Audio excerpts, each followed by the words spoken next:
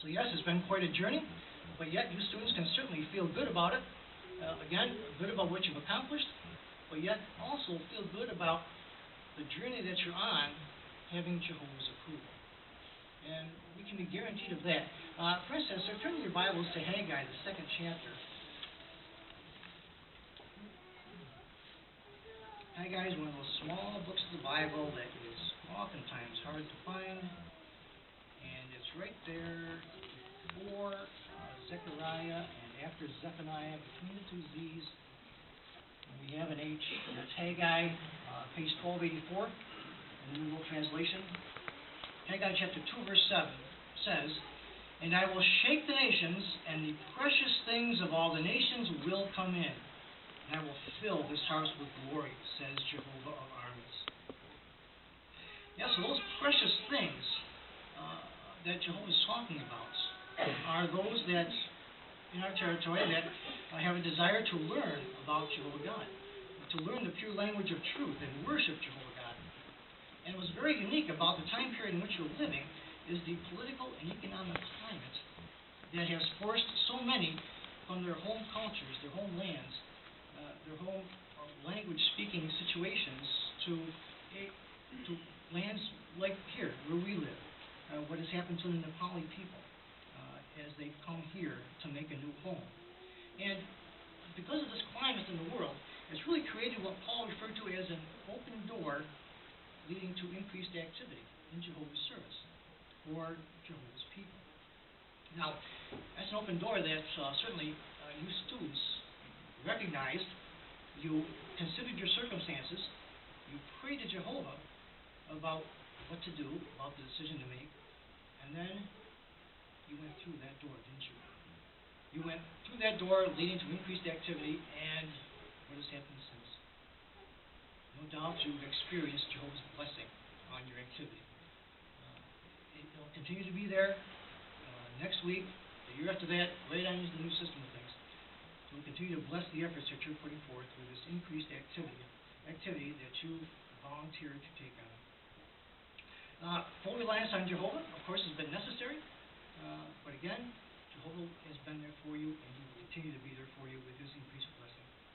Now, something else that's very unique about the way that a foreign language is taught in Jehovah's organization is the methods that are used in doing that.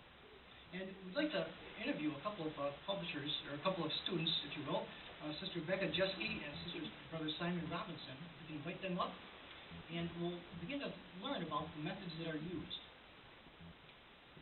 And in just a few minutes, Brother Kazmarsik will be up here demonstrating some of those methods, so that's going to be kind of nice.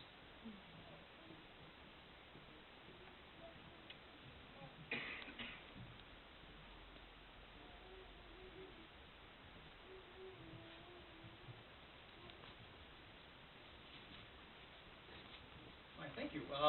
So let's start with Sister Jeske. Can I ask you, you obviously must have been familiar with Spanish classes before. Can you tell us a little bit about that? Yeah, I took Spanish in high school, and then I also took it for 3 years in college. Okay, good. You know what? Just to make it a little more comfortable for me, I'm gonna take this mic off temporarily. Oh, that's better. Okay, so Sister Jeske, based on that, can you share with us perhaps what is one of the major differences between that language class in high school and what you've learned here, or methods that you've used here in the Nepali language? One of the major differences that I noted was that in secular schooling, it was very text and written based, versus this class, which has much more of an oral and an audio focus. And so the way that it translated to actually being useful, when I did use Spanish, like after taking it in school and then trying to preach using it, I felt completely ill-prepared, and it was terrifying to say anything, versus this class, like I feel like it actually has given us those tools to go and use it, and it's just much more practical. Yeah, nice. Let me ask you this, which method did you like most, and why? I really liked where we would take like a very common song And then we would learn phrases that matched that melody. I just found it super useful because then when I was in the ministry and trying to remember a question or a phrase, if I could think of the tune, then I could remember the words. Okay, yeah, great. Now, Sister Jessica, would you recommend someone else to take the foreign language class sponsored by a branch, whatever the language might be? I definitely would.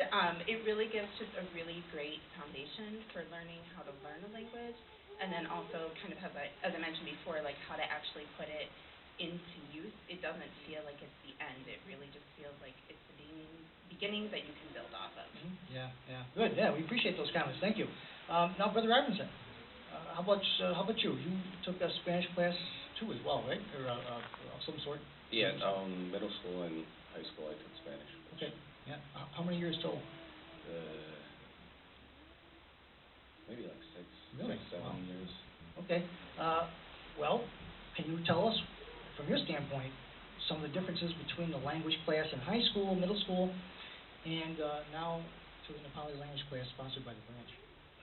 Well, the secular ones compared to the theocratic ones obviously aren't pointed towards theocratic things, and that's the biggest thing is the material and the programs organized by your organization are pointed towards these spiritual things which you use out in service. Okay, good. And so, which method in class did you like the most? Would you say? In general, it was the group activities. There are a lot of different group activities, but they really helped. I guess they would have helped all of us to get more comfortable with each other, get more comfortable speaking, and learning things as a whole, rather than each person being focused on individually. Okay, great. And now, same thing with Sister Jeske. Brother Remsen, would you recommend someone else to take the foreign language class sponsored by a branch? Yeah, it really helps with it really helps with field service. It gives you a spiritual boost when you have something that a little bit more fresh to bring to the table. You need a change of scenery. It really helps with field service. Okay, good. Thank you, Sister Jeske and Brother Robinson. Appreciate that.